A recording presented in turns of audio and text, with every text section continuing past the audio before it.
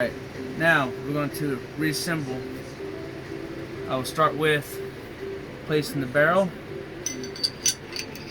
in, bringing it back, making sure it drops in place. Placing the spring in, pushing it forward, make sure this locks in, placing the slide, sliding it in,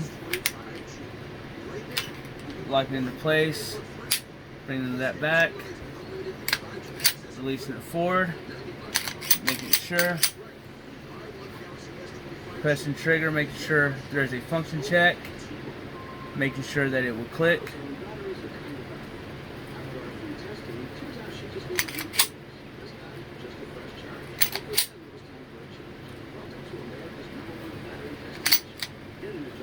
Making sure the sear is engaged. There's an apex trigger on this and it's timed. That has to be in place. Function checked. There's a click. Check again. As it's placed in a safe direction, it engages one more time. There it is. One more time.